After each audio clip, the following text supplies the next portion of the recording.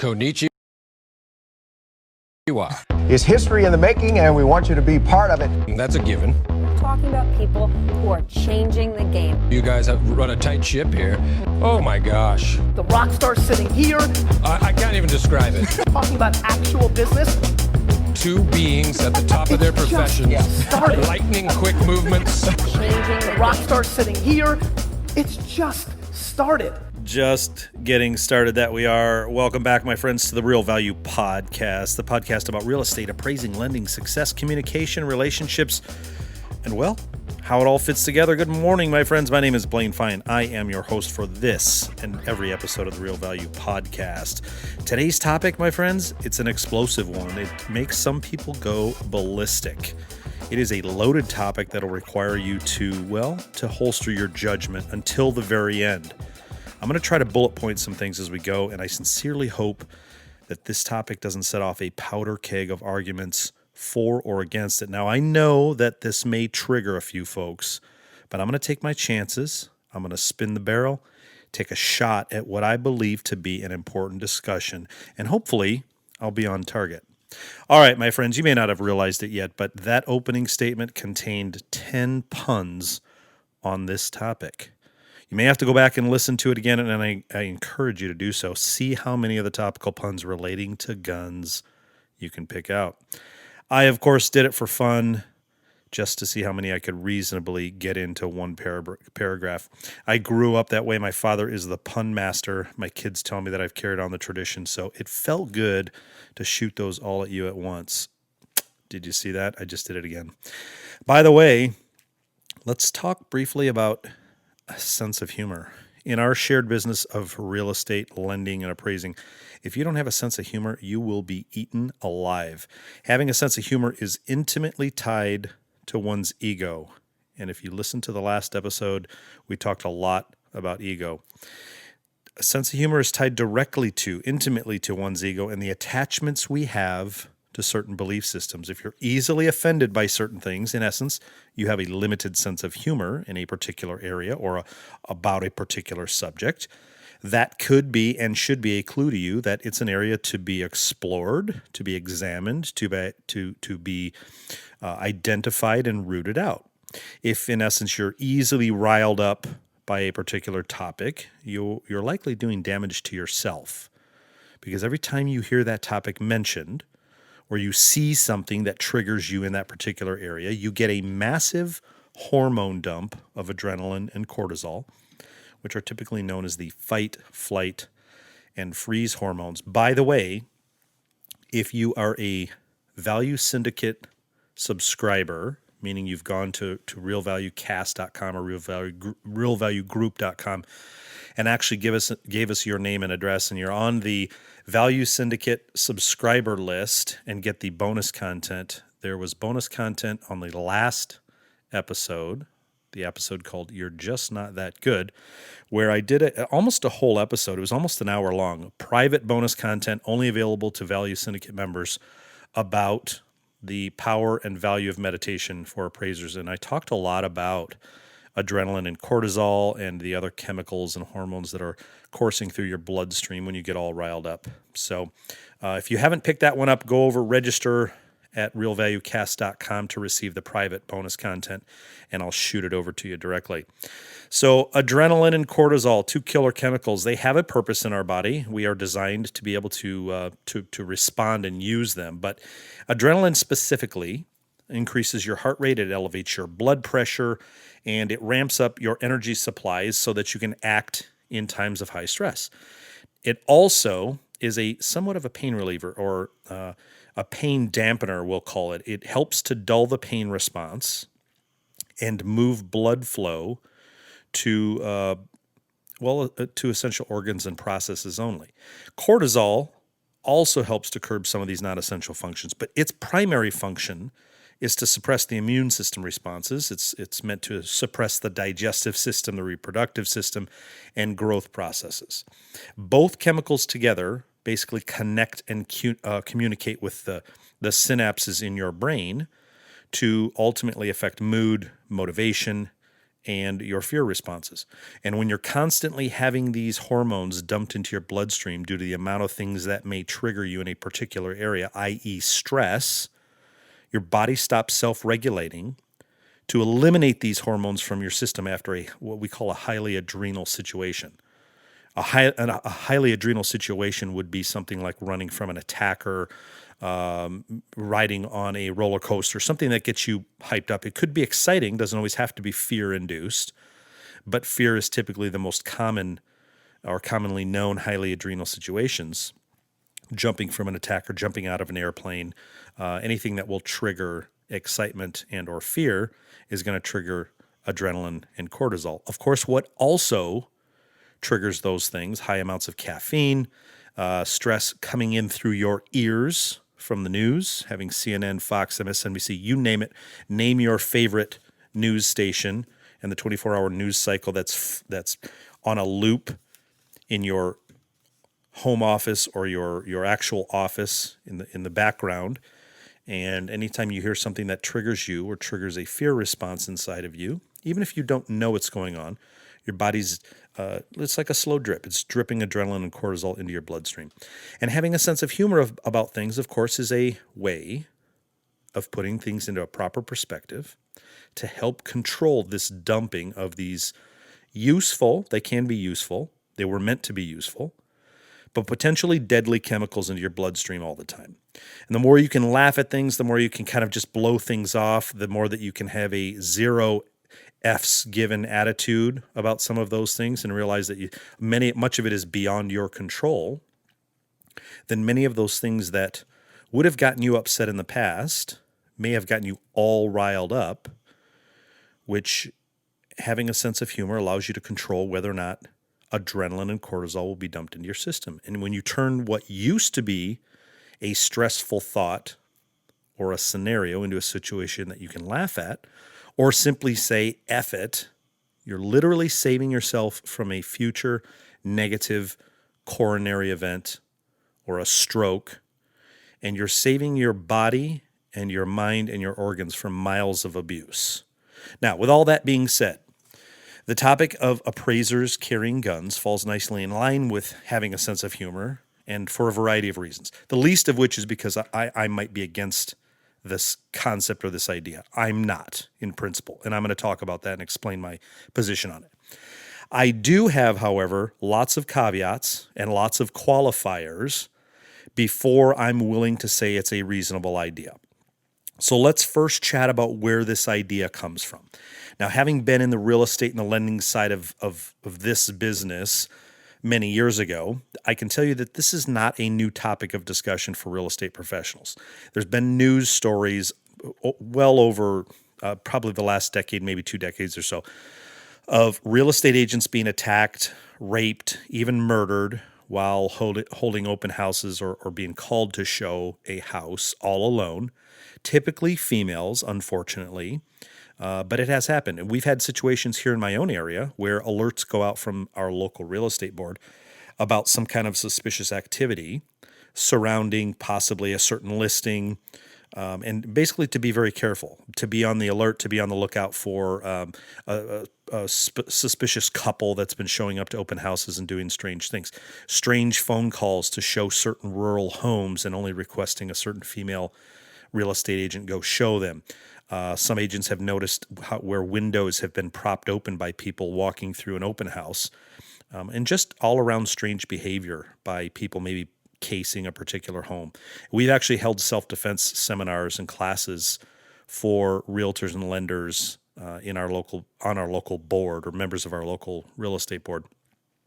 And they've also held special courses for identifying suspicious activity. So as appraisers, of course, we find ourselves from time to time in neighborhoods and in situations that could be considered by some potentially risky. One of those situations would simply be doing an observation of a home in a known high crime area, but it could also simply be doing an observation of a home potentially occupied by somebody willing to do you harm. Now, one of those situations would be obvious, or at least perceived to be more obvious, and would have your senses on high alert, while the other scenario may have you actually relaxed and at ease thinking nothing of it. You'd never know where and when, and do never know where and when some kind of harm could befall you, although one of those neighborhoods may be considered much higher risk for certain crimes. And I've seen recently, actually, conversations online regarding appraisers who have been in what they claim to be potentially hairy situations where the topic of carrying a gun comes up as a potentially viable option for helping that person through that situation unscathed. Now, mind you, the person that was noting this situation in this particular forum was still alive and unscathed, and nothing actually happened. So the idea that they might need a gun to get out of a future similar situation seems a bit absurd just on the face. But let's walk through what actually happened and what could potentially happen, and all of the list of things that we can talk about surrounding whether or not it's a good idea to be carrying a gun. Now, one of those situations that was noted in this particular scenario was driving by comps and taking original comp photos where some hostile individual or individuals approaches the vehicle, presumably upset because the appraiser looks like some kind of creeper snapping photos of who knows what, them and their children, and they don't know if it's law enforcement, they're going to raid the place. They don't know. Who knows? So let's address some of those scenarios and potentially a few others, and see if carrying a gun, presumably concealed carry permit or a concealed pistol license, if carrying a gun is the best option for dealing with those particular situations, and then also if it's the best option for just all-around self-defense. I have a lot of experience in this area, which is why I felt compelled to kind of speak on it, not only because I've been an appraiser for a long time and also been in real estate and lending, but because I am a concealed pistol carrier. I have a lot of experience with teaching defensive tactics to military and law enforcement. Have ridden extensively with law enforcement agencies in Chicago housing units and around my town here, as well as riding with military and law enforcement units around the world. So before we talk about those things, I will expand a little bit on my background with firearms and training in general so that you have an idea of how my paradigms, my belief systems, my opinions, basically how I see the world in this regard, have been formed. Now, I'm assuming you already know my defensive tactics background because I've referenced it and often referenced it in this podcast regarding my Aikido, my Zen training, and in past episodes. My Aikido background, coupled with my experience at my family's supermarket back in the late 80s and 90s, which I haven't talked a whole lot about yet in episodes. But that background, coupled with the background in my family's ghetto grocery, as we called it, has allowed me what I would say is a fairly wide view on this particular topic as a civilian who has also worked extensively in the law enforcement and military communities. My family's supermarket was located smack dab in the worst part of our city, at least at that point in time. Of course, like many areas in many cities, that particular area has been gentrified and is unrecognizable today as it was back then. But back then, it was literally the center of all of the activity that one would be involved in if you had no care or concern for the law and you had only nefarious plans for how you were potentially earning your income. Our daily customer demographic were, quite literally, pimps, prostitutes, drug dealers, heavy drug users, alcoholics, homeless people, basically people from every walk of life on the spectrum. Right down the road from us was a big major hospital. So we had, of course, doctors and nurses and all kinds of staff coming from the hospital. There were many businesses, tire companies, and an ambulance company across the street. But the bulk of our daily clientele were basically from the neighborhood, lived in the neighborhood, very low income, much of it government housing, and people who rented homes in the area, and homeless people. And the things that we saw, the people we interacted with, and the experiences we had, I can confidently say were like a completely different world from the suburbs that we drove in from to work that store, the ghetto grocery, as we colloquially called it after some period of time. So we were driving in from the suburbs to work the store in this downtown ghetto area. And I can tell you that we had to learn very, very quickly how to communicate. And when I say communicate, I'm not just talking about speaking English or Spanish or some other predominant language that was common in that neighborhood. I mean, we had to learn how to communicate in a way that said we meant business.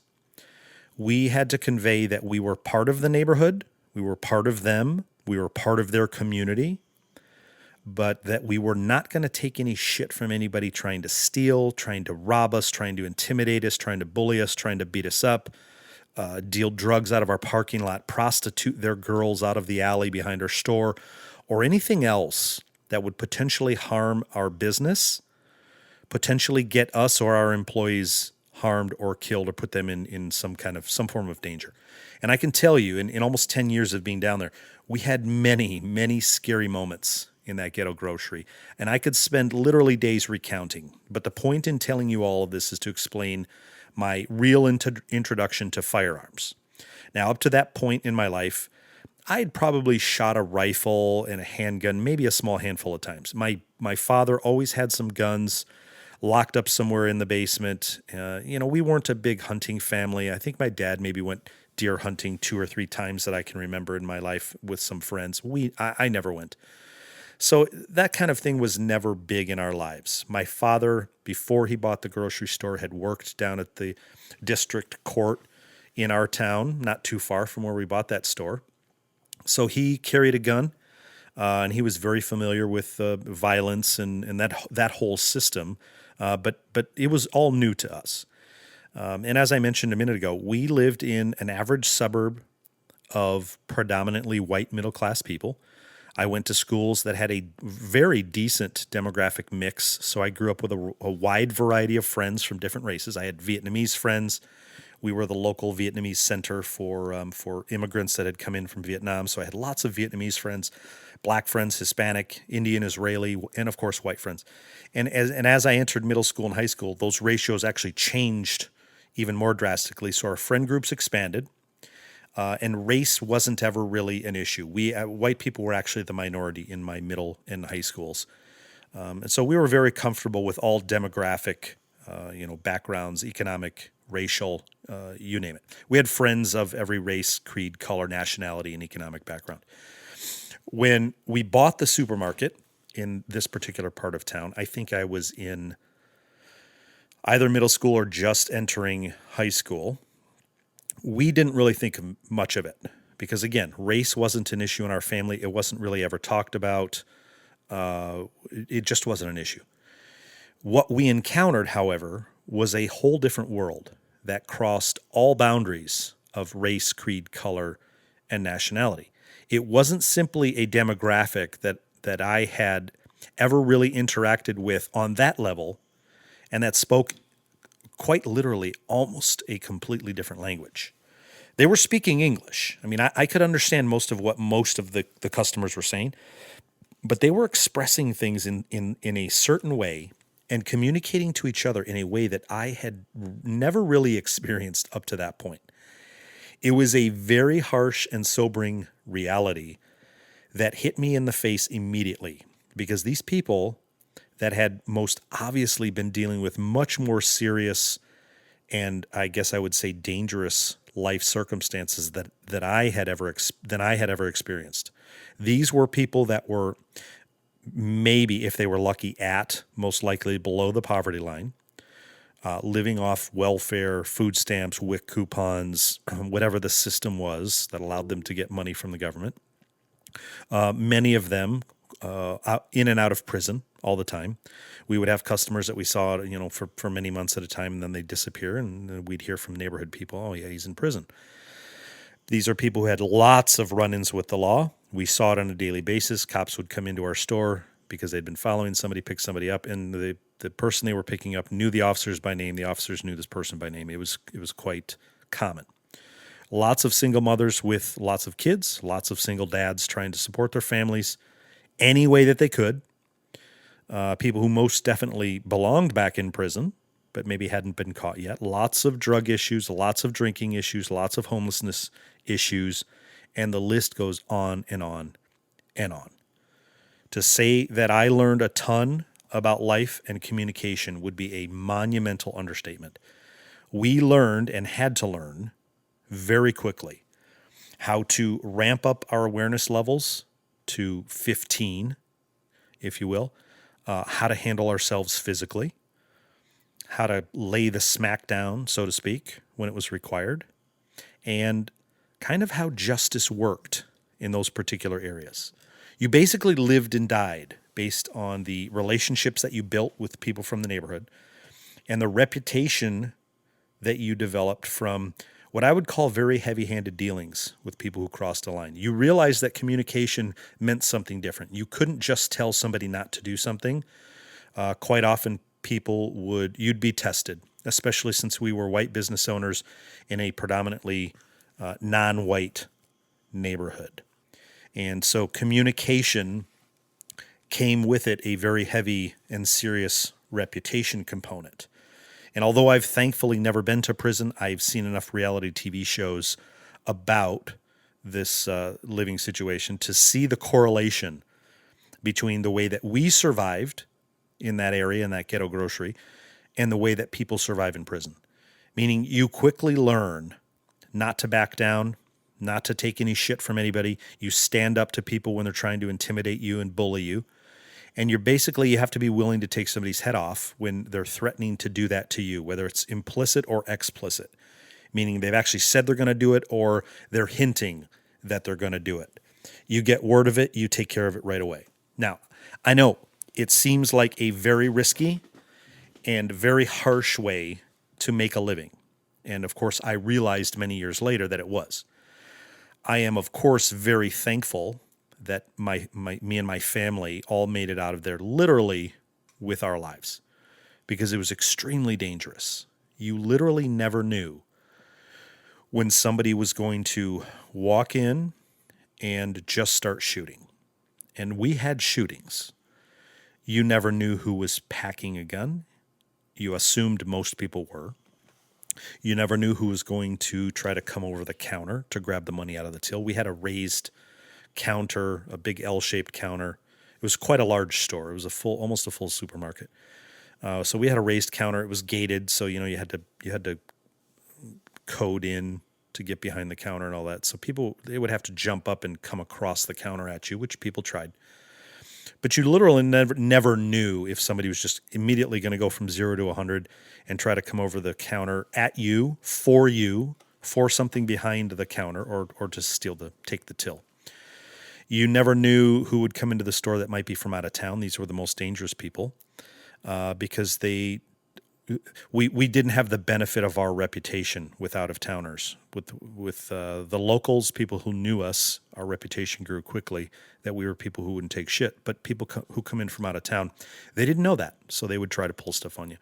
They would think they could easily rob the place. Some of them would simply try to steal maybe a couple 40 ounces of beer right out of the cooler, and literally they would test you by just staring straight at you as they walk by you and out the door with some kind of merchandise. Basically testing you non-verbally, like, what are you going to do about this? You never knew who was going to try to run a money scam on you with 10s, 20s, and 50s, and these people were good, by the way. They've done this hundreds, if not thousands of times, and if you weren't quick and didn't catch it, you'd be caught. And of course, the list of scenarios goes on and on and on.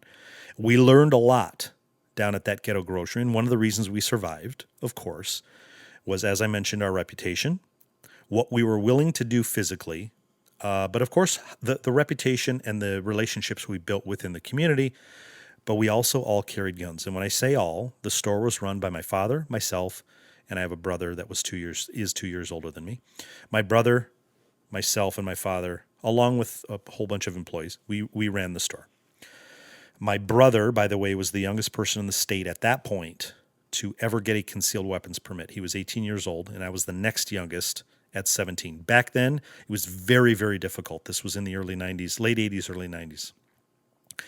The laws were extremely stringent on who could get a concealed weapons permit. You had to have Very, very dangerous job. And you had to, of course, make application. You would wait a couple months. I think maybe twice a year they would have, you'd go down to the local police station. They had a board of 8 or 10 state police officers and county sheriffs. You had to sit and be interviewed by them. And then you had to wait another month or so to see if you were approved or not. And then if you were, you got your license. It was a huge process. Now, of course, getting your CPL is as easy as usually taking an 8-hour course or something like that, paying your fee, and boom, you've got your CPL.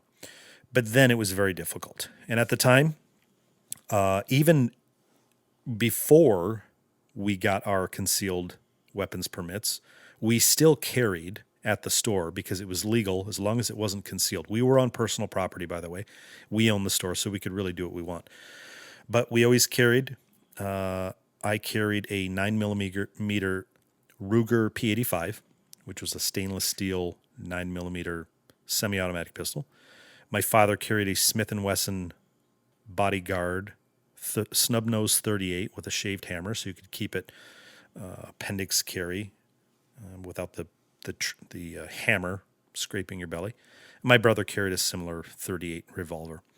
Now, what I can tell you about getting my concealed weapons permit at 17 and working in that environment on a daily basis, what I would call high stress. I mean, it's just a supermarket, it's a grocery store, but it was literally the most dangerous intersection in our town at that time. And what I can tell you is that you had to grasp fairly quickly the idea that you may have to actually draw down on somebody, meaning pull your weapon out of the holster, aim it at something you intended to potentially kill, and you had to conceptualize potentially pulling the trigger and ending this person's life.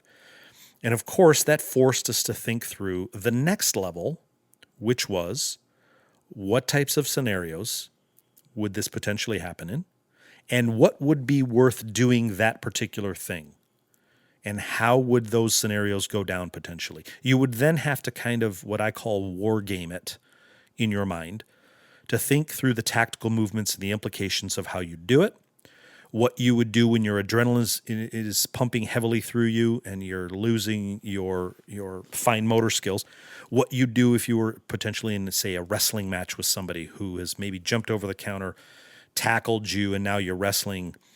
Somebody's trying to potentially take the gun from you. Do you know weapons retention techniques? And on these scenarios and this wargaming went.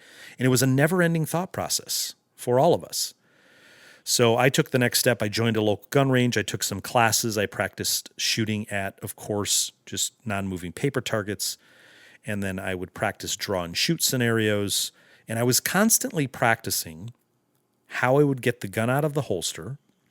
I still practice this today, by the way, but I'm going to talk about that. How I would get the gun out of the holster and onto target quickly and accurately under a wide variety of scenarios. I practiced and thought about what I would do in hundreds of different situations that I could find myself in, and then how I might deal with the aftermath should I actually have to shoot somebody. Now, keep in mind, I wasn't a police officer with the responsibility of, say, taking somebody into custody or protecting the public or trying to negotiate a hostage situation. No, I was a damn grocery store clerk. That was it. And I was a 17, 18-year-old kid. So this is a huge responsibility for a 17-year-old white kid from the suburbs to all of a sudden have to contemplate what I might do if, for example, I've been shot and I have to defend myself with my weak arm. What if my right arm has been shot, which is my strong side? What if I'm tied up in the back room by somebody who wants to rob the store and I'm worried that they're going to come back to kill us after they rob the store because we've seen them? These were scenarios that I'd be wargaming and training on before work and while I had downtime behind the counter. I'd be thinking through, even going to the bathroom. If I'm sitting on the toilet, what am I going to do if all of a sudden I hear gunshots up front and I have to quick get my pistol, get my pants up, run into the fight? You're thinking through every single scenario from every angle and every position that you might be in at the store, and what you might have to do to get your weapon out and into potentially the fight should something go down and go down quickly. Now, thankfully, we all left there after almost 10 years with I would say a few scars, some bloodied elbows and knees, some scars on our knuckles, and a few on our faces, but also a healthy respect and a greater understanding for human nature and a much more healthy respect for firearms. We had many scenarios where weapons were drawn and aimed, usually ours. Thankfully, we never once had to pull the trigger. But we had many scenarios where people on the other side of the counter had some kind of weapon, fortunately thought better than to try and use it. And we saw our share of nasty stuff, by the way, where other people did lose their lives to violence, not necessarily in our store, but there were shootings in our parking lot. There were shootings of our customer base, people who might have lived literally right next door to the store. We were friends with many of the local police officers. We had police scanners going all the time. So it was constantly, chirping in our ear, and it was a constant daily part of our existence to be interacting with these people, interacting and knowing what's going on with crime, with the neighborhood patrol units and the SWAT units and whose doors they were kicking in and all of these kind of things. And of course, from there, I left the family grocery store and I moved to Chicago to live in the Aikido and the Zen school. And I got involved from there because of my Aikido background in defensive tactics. I got involved with working with law enforcement military groups, teaching more effective defensive tactics based off Aikido. They're modified techniques, but we modified them. We developed a whole system and started a company to teach Aikido-based defensive tactics and whatnot. And I got to do ride-alongs through literally some of the toughest housing projects in the world. If you've ever heard of Cabrini Green, Robert Taylor homes, which neither of them exist now, they've torn them all down. But at the time, they were some of the toughest low-income government housing projects literally in the world. And I saw even closer up now what violence is and what it does to people, what it does to families, and what it does to communities. And I was in even hairier situations there than I was back in the ghetto grocery store. And what I learned from all of that training and all the situations we were in was that carrying a gun carries with it a massive, massive responsibility.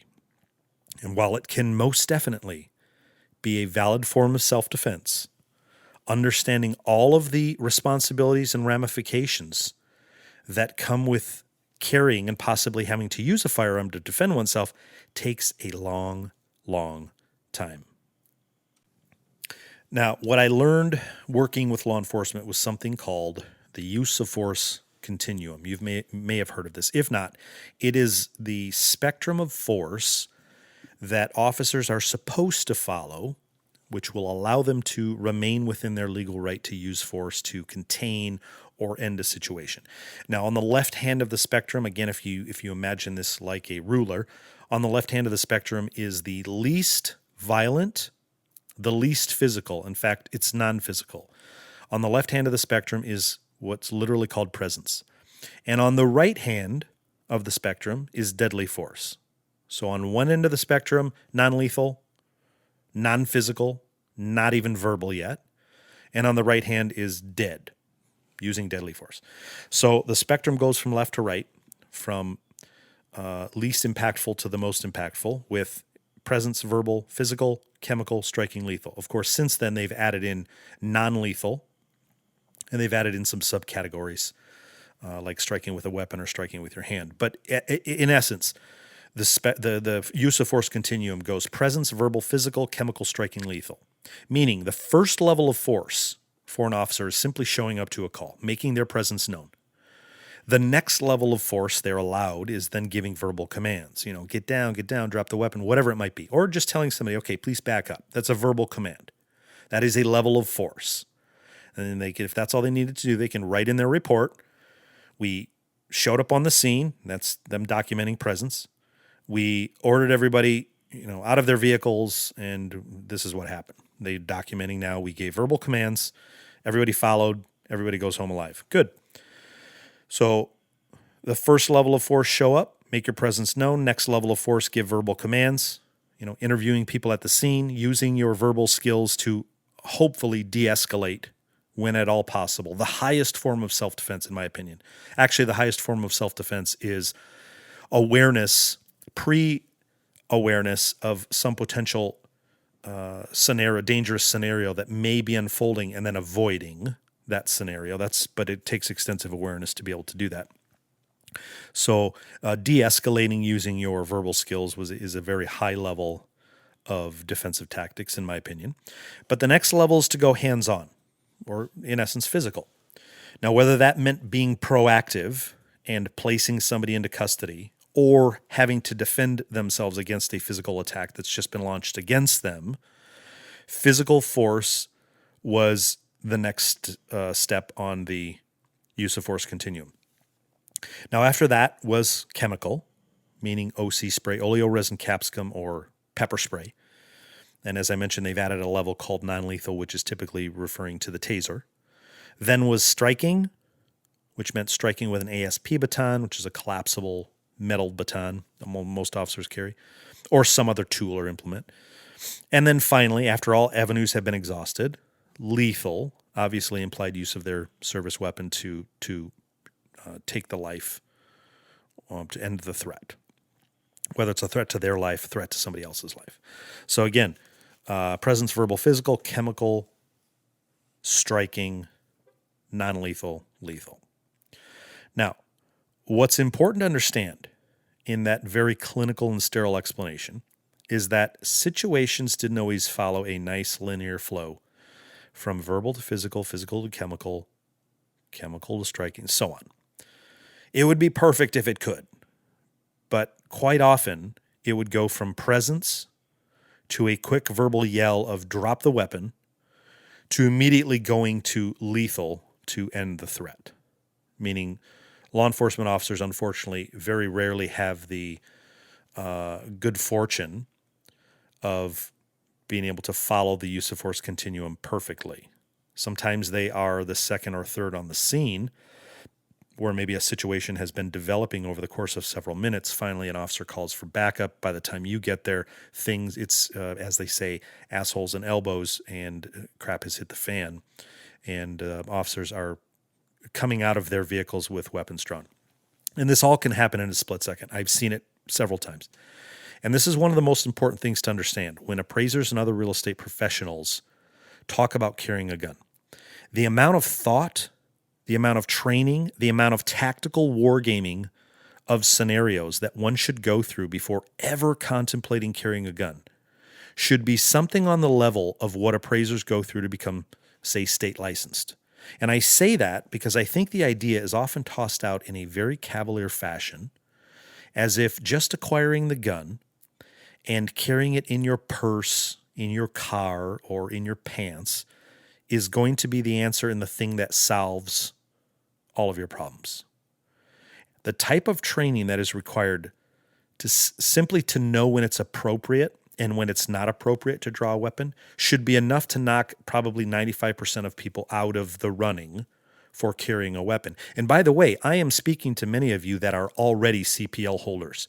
Many of you that do carry concealed. Now, some of you might have military law enforcement training, but I know many of you, because I've run into many, not appraisers specifically, but in my experience with my background, I've run into many people who are concealed carriers who have done zero training after their 8-hour training course. And I'm not talking about plinking non-moving paper targets at the range. I'm not so much worried about people who can hit a target. It's, again, having the wherewithal, the breathing training, the breath technique, the adrenaline understanding, the stress inoculation training, and having thought through all the potential scenarios and then practiced drawing from cover and concealment, moving your cover garment out of the way so that you can get to your holster. No, I'm going to go into all this stuff. But many of you have never, you might be carrying, and you have never done any of this type of training.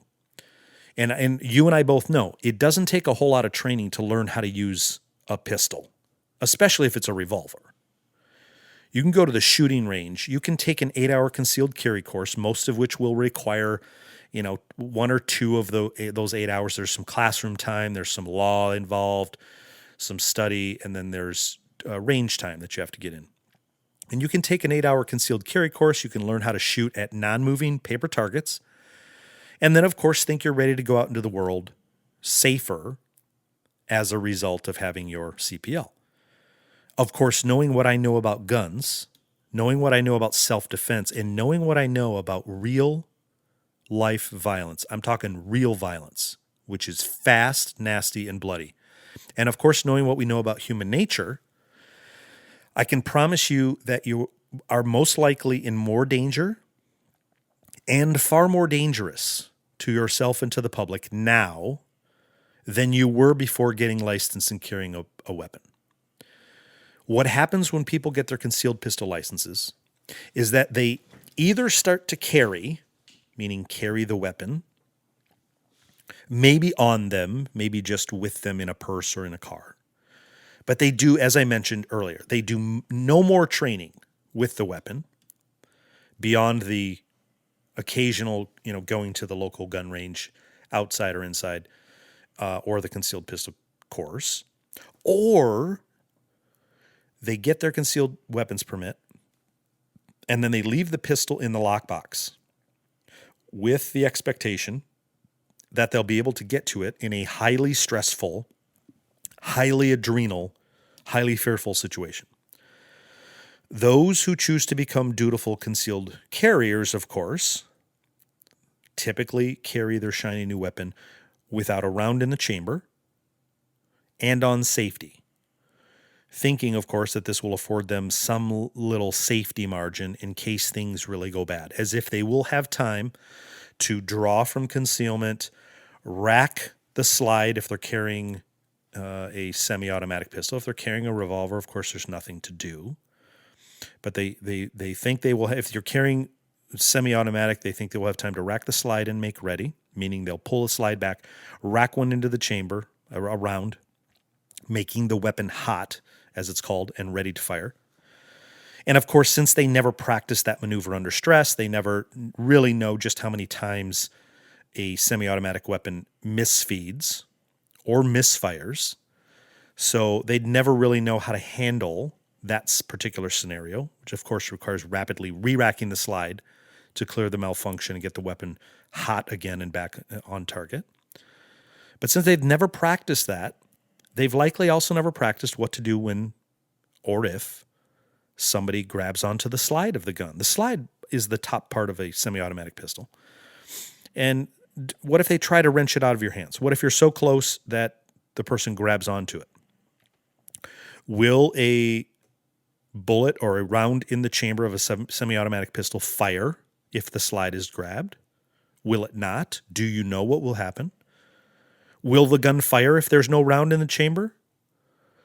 Well, of course, the answer to the first question is yes, the gun will still fire even though the slide's been grabbed if it's hot, meaning if there's one already in the chamber, that first round, with most pistols anyway, there are some differences if it's single action, double action, or if they're like Glocks or M&Ps with internal firing pins.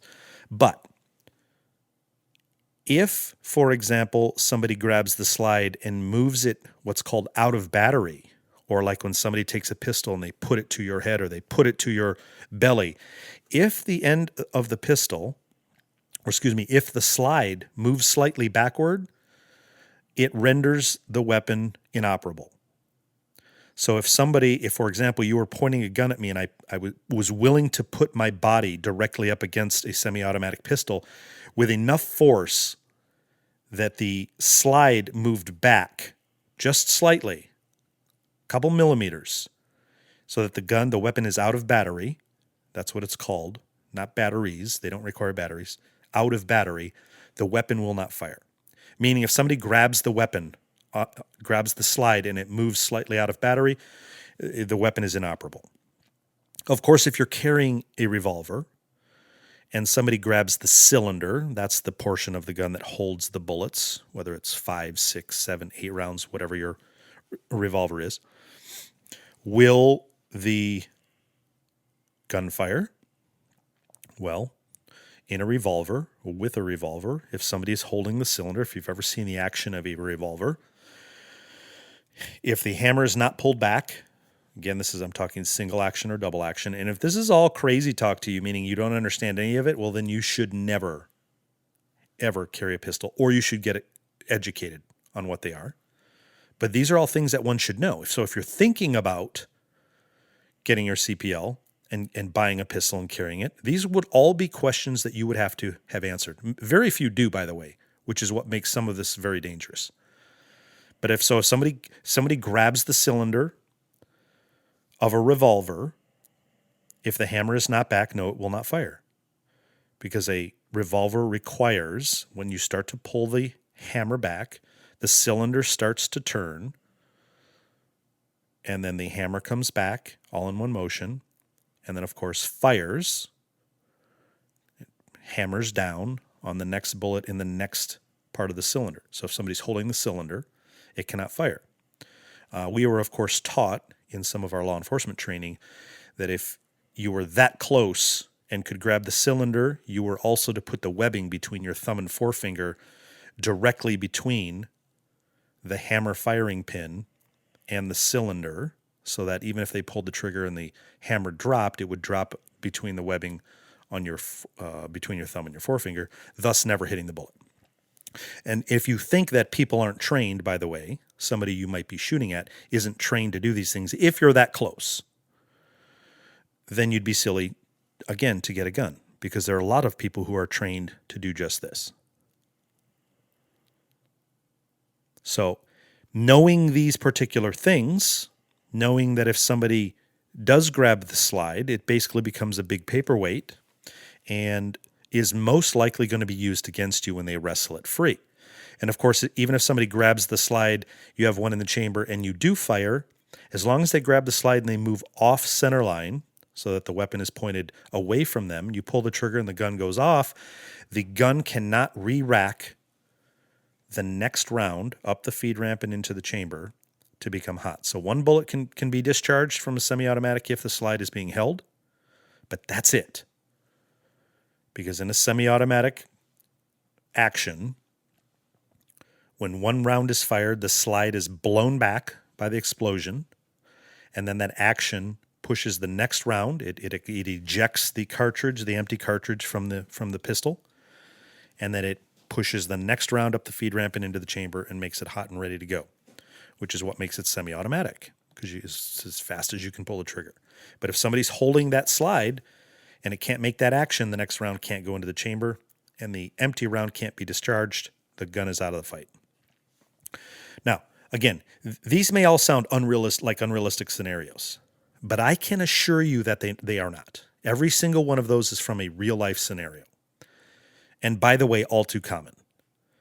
Now, sadly, what is also all too common is having a concealed carrier pull their weapon in frustration or fear when a situation they never anticipated, in the hopes that the intimidation factor of pulling that gun will force whomever they're pointing the gun at to stop what they're doing and move away. This is very unfortunate in many situations where negligent discharges of the weapon occur and people die. Because somebody thinks, I have a gun, this is very intimidating, I'm very scared of what's happening right now, I'm going to pull my gun out, and then just like in the movies, everybody's going to back up and go, whoa, whoa, whoa, okay. But the huge problem with this tactic is, what if the person doesn't stop doing whatever it was that caused you to pull out your gun in the first place? What if they don't care? What if they're hopped up on drugs? What if they're chemically altered in some way? What if they don't see your weapon? What if everything is going just so fast and furious that they don't even see that it's a gun you've pulled out, and they keep coming at you? You assume that they see the gun, but they're still coming at you. Your fear has risen. Adrenaline takes over, and you just start pulling the trigger. This is a big problem. What if whatever the person was doing that caused you to pull your gun on them doesn't stop doing whatever it was that caused you to pull out your gun in the first place? Using your gun, by the way, is the absolute last resort, because it escalates. Remember that use of force continuum? It escalates to the most serious, which is deadly force. Very, very tough to de-escalate after you've pulled your gun. What are you going to do? put your gun back in your holster and say, okay, I'm sorry. Now you've got a pissed off person on the other end going, what the hell? Well, what did you just pull a gun on me for? And an even better question is, whatever is going on that made you pull the gun, do you even have the right to shoot that person? Is what they're doing a threat to your life? Is somebody yelling at you while you're in your car taking photos of comparable sales a reasonable threat, so much so that it would allow you to take their life? Would you be justified?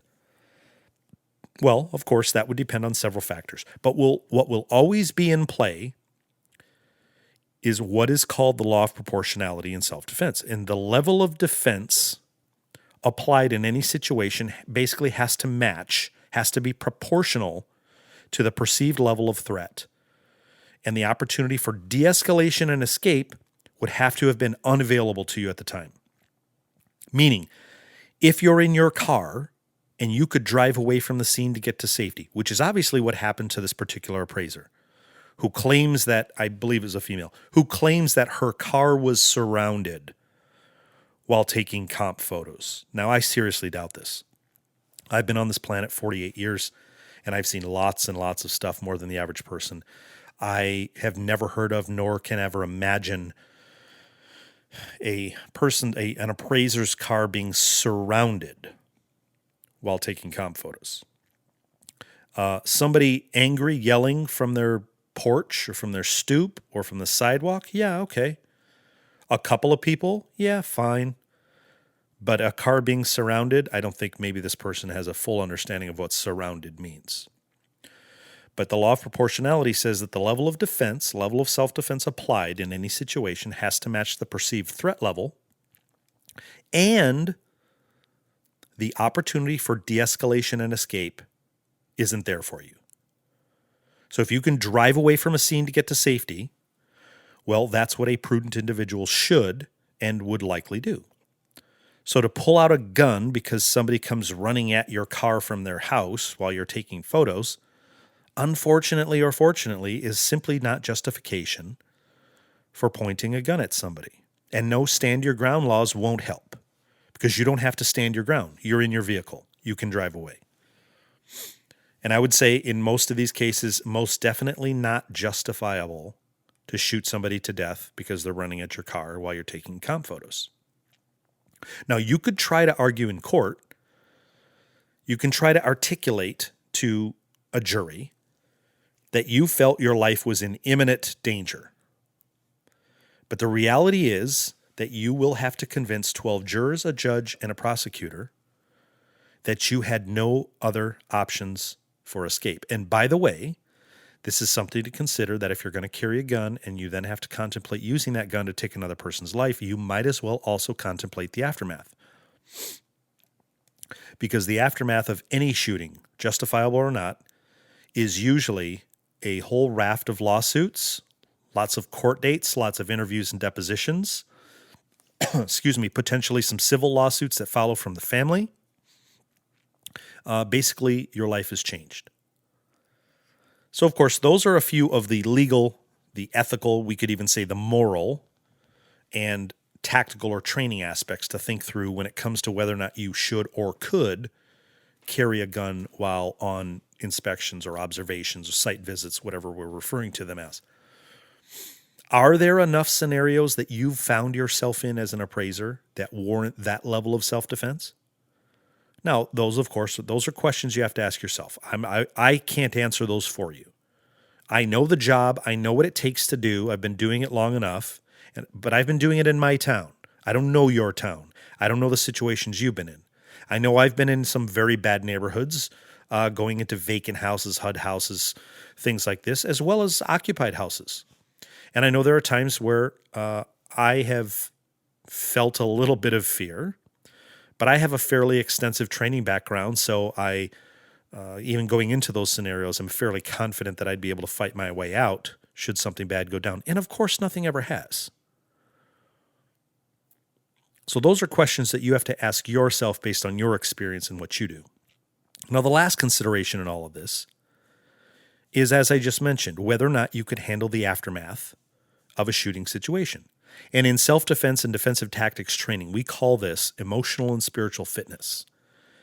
If you found yourself in the unenviable position of having to discharge your weapon in the direction of another human being, you are doing so for one purpose and one purpose only, and that is to end their life.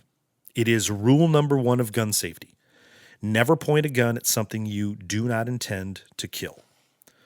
Of course, numbers 2 through 5 of gun safety are treat all guns as if they're loaded, which means you just assume if you see a pistol laying somewhere that it is loaded. If you see a rifle or a shotgun, you just assume. You teach your kids never, ever, ever touch a gun because all guns are loaded, period. The next rule, you keep your finger off the trigger until you have sights on target and have decided to kill something. So finger always stays off the trigger. Finger stays out of the trigger guard and stays in the high ready position along the side of the gun. The next rule, always know what your target is, and this is more important sometimes, what is behind your target. And of course, always keep your gun secured from those who you do not intend to use it. Unauthorized persons, we call that. So, you found yourself in a horrible position to have to shoot somebody to save your own life, or so you think. And then, of course, defend yourself in court. Possibly have all of your life savings and all your earthly possessions taken from you as a result, even if the shooting was justified. I can tell you your life will never be the same. And then have to deal with the consequences, of course, of taking the life of another human being. Now, I know there are people out there who will kind of, again, to use the word cavalier, just very cavalierly say, yeah, well, if it happened to me, I would shoot somebody, I wouldn't care. They're trying to take my life, it's me or him. Well, I can tell you, from having been in those scenarios, that all the machismo goes out the window. Once you actually get placed in that position, in that situation, where you can't rewind, and you can't take the bullet back once it leaves the gun, that all the machismo, all the tough guy BS goes straight out the window, especially when you've considered taking another human being's life. Now, you might be thinking from my tone that I am absolutely against the idea. I'll say it again. I am not.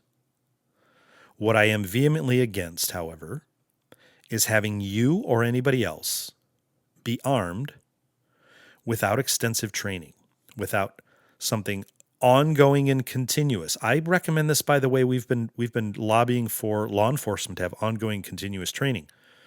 I mean, many law enforcement officers can barely pass their requisite range requirements every couple years, where they have to shoot at 7-10 yards or whatever the requirements might be for that particular department.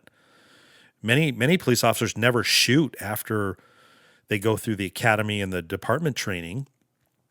They know how to strip their weapon and put it back together and keep it clean and all that, but very few of them want to do anything law enforcement related after their shift is done. I play men's league hockey with a bunch of them, and can tell you that shooting is the last thing on their mind. Practicing defensive tactics is the last thing on most of their minds after the shift is over. They want nothing more than to shed that uniform and go drink and have fun and live life and stop thinking about all the BS that they have to deal with on the job. So I am not against it, but I am against having you or anybody else be armed without continuous training.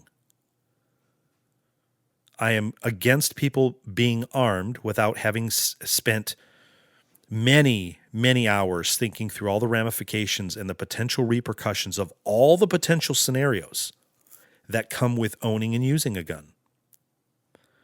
One thing we haven't discussed, of course, is the unfortunate scenario of being justified in using your firearm, but accidentally also killing an innocent bystander. What if a round goes through or past beyond your intended target, and it hits the little girl or boy riding their bike on the street behind? You think this doesn't happen? Happens all the time. A 9mm round travels at 1,700 miles per hour, or 2,500 feet per second. They are notorious for going through targets. They're notorious for going through walls. So if a mile is 5,280 feet and a 9mm round travels at 2,500 feet per second, how far can it travel? How fast? 2,500 feet per second, which is roughly half of a mile, just shy of half of a mile. That means it can go a mile every 2 seconds. A mile is a long, long way. Count 1 1,000, 2 1,000. It's just gone a mile. For most people, it would take them 6 to 8 minutes to run it. And again, they're notorious for traveling through human beings and hitting targets well beyond the initial target. So, okay, you're right. Oh, okay, Blaine, I'm not going to get a 9mm. I don't want it to go through anybody. I don't want it to go through a wall. So I'll get a 22 caliber. I'll get a 32. I'll get a 40 caliber. I'll carry a 45. Listen, folks, it doesn't matter. This is a debate that's gone on forever and ever and ever. The chances of an untrained person, and by untrained, I am referring to everybody. I don't care if you go to the shooting range every single week, because that's all a shooting range is. It is a range where you are allowed to shoot. What are you allowed to shoot at? You're allowed to shoot at paper targets, which only tests one thing: potential accuracy under the best conditions, and usually while you're relaxed. So the chances of an untrained person hitting their target past 3 to 5 feet, I can tell you, doesn't sound that far, but it's slim. Once adrenaline hits your bloodstream, your fine motor skills, the ability to use your fine motor skills, drops significantly, which means your ability to adeptly use your hands. And what do we use our hands for with the pistol? Well, to hold it, to aim it, to shoot it. So your ability, your fine motor skills, your ability to adeptly use your hands for anything other than slapping somebody basically goes completely out the window. All you have left are gross motor skills. And if you haven't spent an inordinate amount of time training with the weapon and then doing what I refer to, or what's called stress inoculation training, which is basically training to shoot under stress, with rounds coming back at you, tennis balls being fired at you, instructors pulling you off of your stance while you're trying to hit a target, somebody potentially wrestling with you while you're trying to hit that target. This is all done with simunition or airsoft guns, by the way. We don't use live ammunition for this, but firing from odd positions on the ground, firing through what's called a shooting ladder, firing under a vehicle, firing from cover and concealment, a bunch of other tactical scenarios. If you're not doing this kind of stuff, you are likely to have the weapon stripped from you and used against you, or shoot an innocent person, or be involved in an unjustified shooting. Now, as I've mentioned, I've been licensed to carry concealed since I was 18 years old, which is literally 30 years now. I've been through a fair amount of weapons training, both self-initiated on my own. I belong to a local gun range that has a tactical range, which means you can, shoot through barrels, and you can, as I just mentioned, have the instructor standing behind you, pulling you off the target, moving you from side to side as you're walking through and around obstacles, shooting through the shooting ladder, shooting through little portals, trying to hit targets, having a tennis ball machine shoot tennis balls at you while you're trying to move to cover and conceal. All of these kind of things. Practicing like IDPA shooting or IPSC shooting, speed shooting, but maybe more importantly, shooting with a cover garment on, like actually practicing carrying concealed and moving the cover garment to the side, which is a coat or an open shirt, to get to your pistol wherever you carry it. Practice deholstering it. Practice the 5 points of getting the gun from the holster onto target, proper hand control, all of these things. So I have extensive training with all of these scenarios and of course a wide variety of light and heavy weapons, and I carry every single day almost everywhere I go. I say almost because there are some places I don't or can't carry. I carry a Sig Sauer P230, if anybody knows that weapon. I don't think they make that same one anymore, but it's a semi-automatic subcompact 380. I carry it in a custom rig or custom holster that is set up under my steering column in my car. It's there all the time, locked in there. Very easily accessible, and I've practiced extensively with it. I've practiced seated scenarios. By the way, I do that because I carry two different methods of concealment. One is appendix in the front of me, and one is at the 4 or 5 position behind me, inside the waistband always. Well, when I get into my vehicle, I pull my weapon out and I load it into this custom holster rig under my steering column so that I am not sitting on the weapon, whether it's in front of me or to the side of me, because I want to be at the high ready position within a half a second. If a scenario goes down, I've practiced being able to pull the weapon, get it under I'm right-handed, so I grab with the right hand. I place it under my left elbow, so my left hand stays on the steering wheel, thus concealing the gun under my left arm. And I've practiced not actual shooting through my car door. I can't destroy my car, but I practice with fake dummy rounds, being able to pull from concealment and start shooting through the door and then up through the window. So I can put rounds into whoever's standing there through my door panel as I move from a low to a high position up through the window, while then also practicing pressing the gas and accelerating. And again, I know some of this sounds just extreme to many of you, but what we're talking about is a very important topic. And so whether it's a female listening or any of the males, whether you're carrying concealed or not, if you haven't thought through these scenarios and if you haven't practiced them, I can assure you, because I've been there, I've experienced it, and I've seen it. I've been on both sides of it. You will not respond appropriately should the shit hit the fan. So I carry this Sig Sauer in my vehicle at all times. I have custom Kydex holsters made for all my weapons. I also carry a Glock 27 and a Glock 43. I have several Smith & Wesson M&P 9mm and 40. One of my favorites is the M&P 9C, which is a compact, not the sub, but the compact 9mm, slightly customized.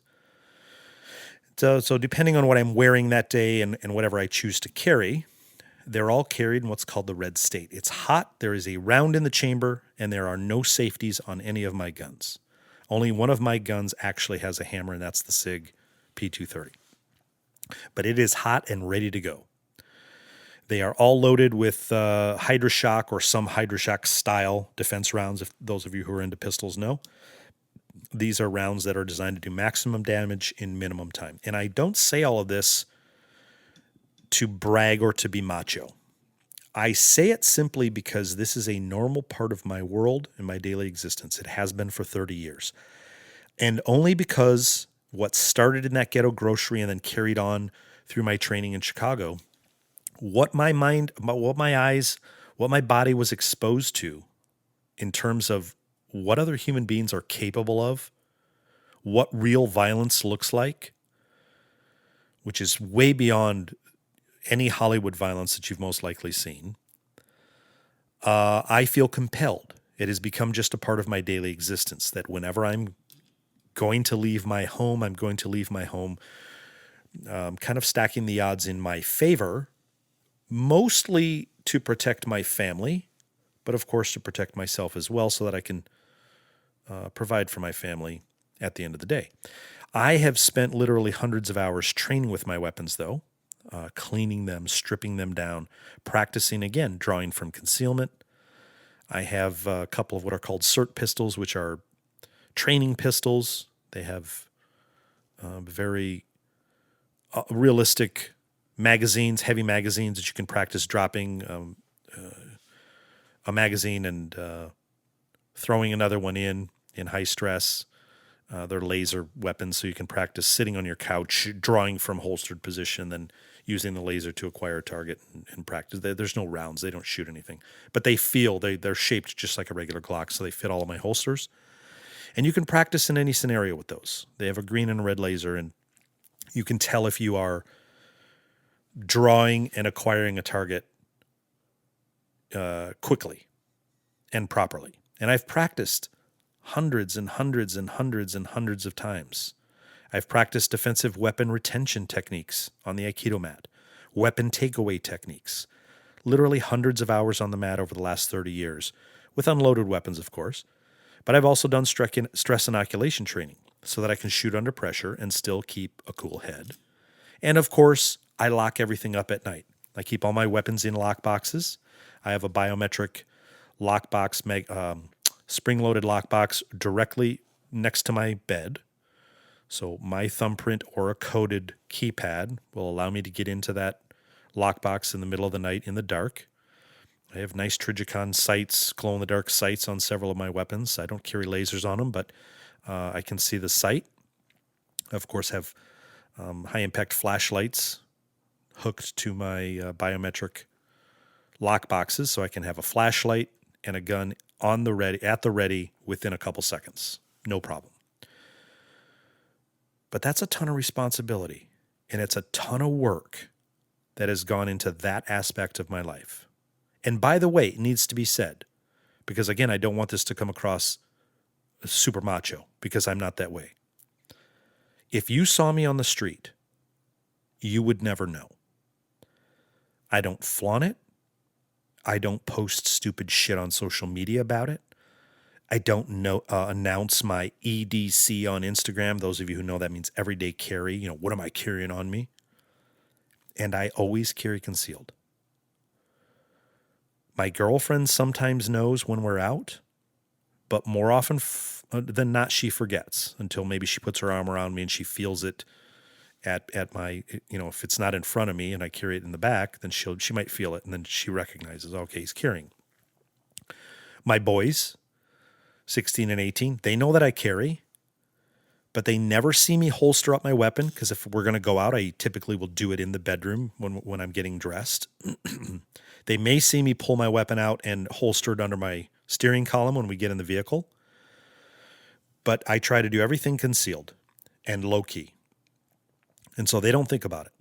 The only thing that they know is that I have had to teach them, and you should as well if you're thinking of carrying concealed, that if anything horrible starts to go off wherever we are, whether we're out to dinner or we go out to the mall, that I'm going to shove them away from me, and I'm going to direct them to get to cover and concealment, but to do it as far away from me as possible. And any concealed carrier can tell you that this is the thinking, because it is most likely that I am going to become a target of fire or for fire if there's shooting going on, because I'm likely also going to be shooting back.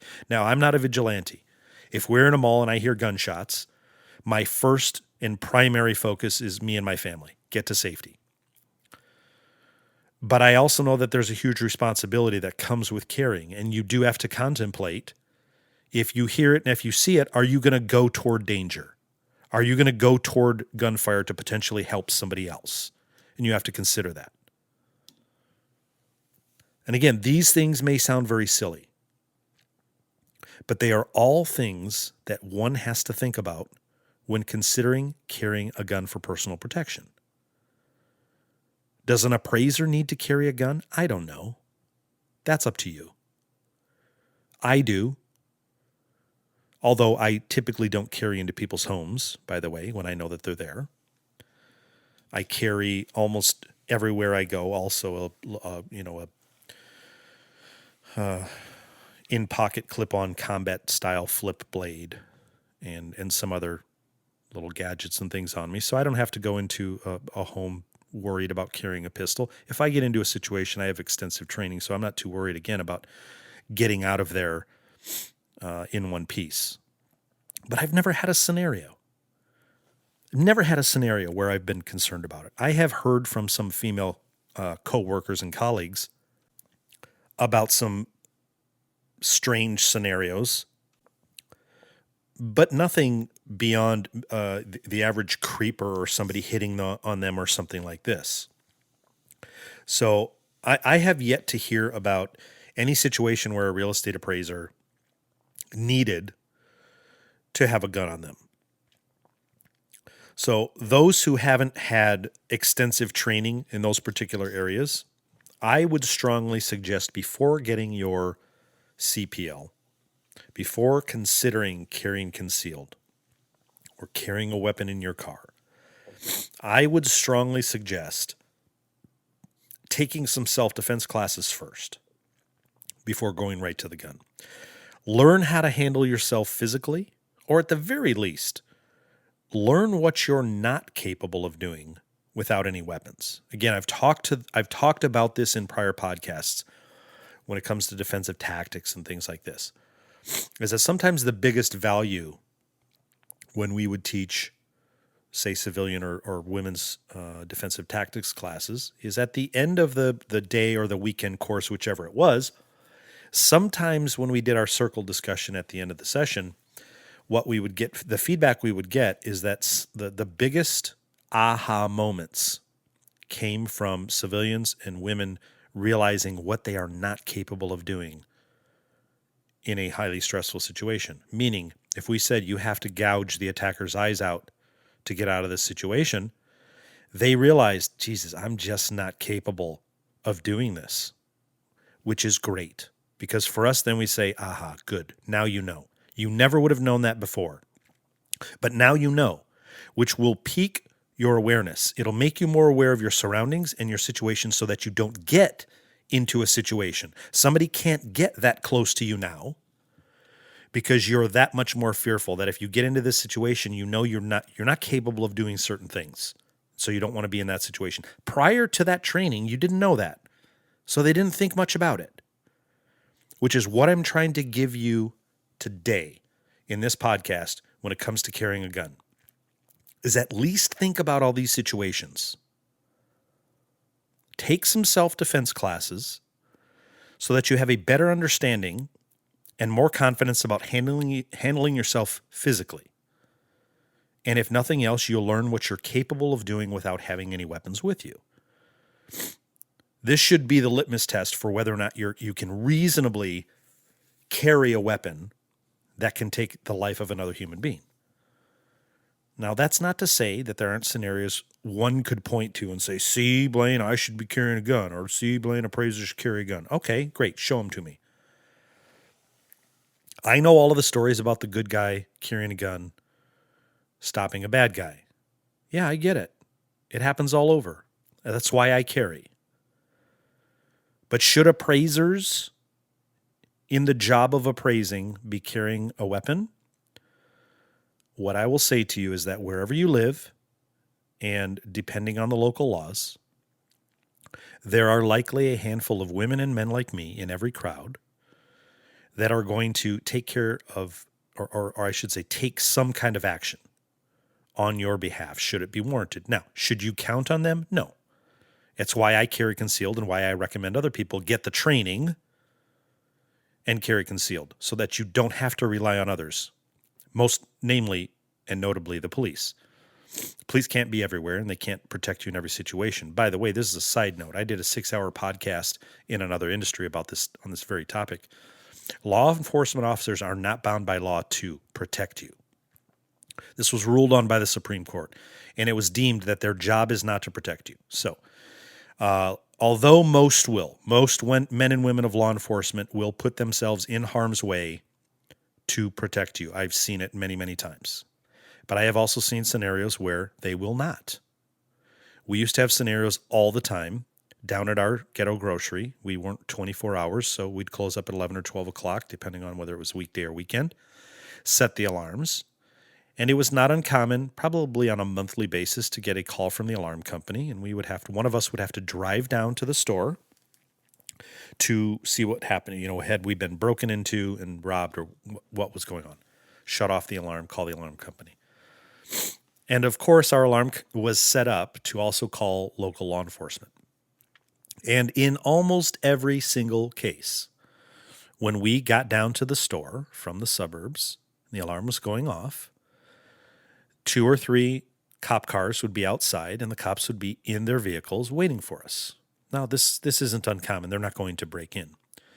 But On the occasions where our store had been broken into, meaning the glass on the doors, the entry doors had been broken, they could tell somebody had broken in, the officers did not go in, would not go into the store, meaning they would not put their lives on the line for groceries, money, liquor, whatever people wanted to steal. And I quite honestly don't blame them. But they were basically there waiting for us. And they would say, we'll follow you in, meaning we will use you as human shield. This is your store, your property. You go in, we'll follow behind you. So this is a scenario, of course, where law enforcement, they're not going to put themselves in danger in every situation to protect you, nor should you count on them to, nor is it their duty to. Although it may say to protect and serve on the side of some of their vehicles, although a lot of those are being taken off now because of the Supreme Court ruling, you cannot count on it. That's my main point. So from that standpoint, yes, I think everybody, it behooves you to take responsibility for your own defense, but whether or not you can handle yourself physically should be the litmus test for whether or not you can reasonably carry a weapon that can kill. It's not the reason not to carry a weapon. It's not the reason not to carry a weapon if, just because I'm out there in my community or somebody else might be in your community who's carrying concealed, because of course you don't know. So it's not the reason not to carry a weapon. But if your reasoning for wanting to carry a weapon is because you heard about some situation or somebody approached your vehicle while you're snapping comp pics, I would say absolutely not. Think through it. If you're in a car and you have a 2,000 to 5,000 pound weapon and you have a whole host of escape options, I mean, unless you have driven all the way down to the end of a dead-end street or an alley and you can't do anything but back up, and now they're standing behind your vehicle and you're truly surrounded. Okay, well, you may have to drive your way out, drive over a few bodies, take a few with you. But how often does this happen? If you're snapping comp pics and somebody starts coming towards your vehicle, press the gas pedal. Take off. If you waited until your vehicle was surrounded, you missed something. These are called pre-incident indicators, PINs. Something would have had to happen and go horribly wrong with your awareness, with your eyes, your ears, and your fear sensors, while all of the people that it would take, and it would take 27 people to totally surround a vehicle, while all those people were coming toward your vehicle and you took no action, something went horribly wrong with you. Lots of decisions can be made while somebody's approaching your vehicle. I'll tell one story and I'll wrap it up. One incident that I've had in 18 years of doing this, appraising, where I was appraising a home in a lake community, really nice house in a lake community. Nobody would suspect this, but I forgot to snap the street scene when I rolled up to the house. So as I got in my car, I hadn't thought about it yet. I got one house away from the subject. I thought, crap, I missed it. So I stopped my car in the middle of the street. I got out of the car and I started to snap street scene pics. The front of my car, I walked to the rear of my car so I can get the rear without my vehicle being in the picture. And somebody comes out across the street, and a big, heavy-set gentleman, no shirt on, shorts, big belly, lots of hair, and yelling at me. "Why the hell are you taking pictures of my house?" he said. I said, "Sir, I'm not taking pictures of your house. I'm taking pictures of the street." And he was very adamant. "I saw you taking pictures of my house." Well, being the individual that I am, I can put up with a lot, but I don't take kindly to people speaking to me in a certain way or a certain tone, especially when I don't feel I've done anything wrong. So in this case, I should have just said, "I'm sorry you feel that way, but I wasn't. Thank you," and got in my car and left. But I kind of laughed it off, and I kept taking pictures of the surrounding area. And he just left the front porch and walked inside, and I thought, this is all done. And as I went back to get into my car door was still open. The gentleman very quietly came back out. This time he had a shotgun in his hand, and he racked the shotgun, which if you've ever been in this scenario is very intimidating. The intimidation factor there is very, very high. He racked the shotgun. Now, he didn't point it at me. I was carrying concealed, but I was not about to. I never got to the point where I thought, I need to draw on this person and start firing over the roof or the hood of my vehicle. No, that is not the battlefield I'm going to go down on. Now, if the gentleman had pointed at me, I would have had some decisions to make. And based on my training, I don't know if I would have jumped. My vehicle was running, of course. I had only stepped out to take pictures. I don't know if I would have jumped in and put it in gear and started accelerating, or if I would have gone for cover and concealment. I'm already on the opposite side of my vehicle, so he would have had to shoot through my vehicle. Those of you who've had any kind of training like this would know that the standing behind the wheels offers some type of cover. And of course, the engine block, is good cover, but he's got a shotgun. So I may have laid down on the ground. I may have been looking under my vehicle. I probably would have been yelling, what are you doing? Why are you doing this? What's going on? But my weapon would have been out. Maybe I would have been, shooting under the vehicle. This would have been the absolute most extreme scenario. And he would have probably, even aiming at me from his house, we were a good 20, 30 yards away from each other. He would have probably had to be advancing toward my vehicle for me to take this kind of drastic measure where I'm going to, lay down and look under my vehicle to take shots at his legs or whatever. So all I did was kind of put my hands up, say, okay, I'm out. I got in my vehicle and put it in gear and took off. And again, he never aimed the gun at me. But this was a most unexpected situation, especially in this particular community. This was not a dangerous neighborhood where you would expect something like this. Nevertheless, that's the most danger that I feel I've probably ever been in, because somebody actually had a weapon. Now, I don't know if it was loaded or not. He racked it, which was very intimidating, but that was it. I know nothing else. And I think that was his goal, was just to freak me out and scare me off. If any of you have been in that particular situation, yeah, okay, I can understand. But I still would never advise anybody to shoot back in that scenario, folks. So I hopefully have given you lots to think about when it comes to appraising with a gun, my friends. I want to thank you for listening to this episode of the Real Value Podcast. And of course, as always, love you all. And I look forward to talking with you again next week. I'm out.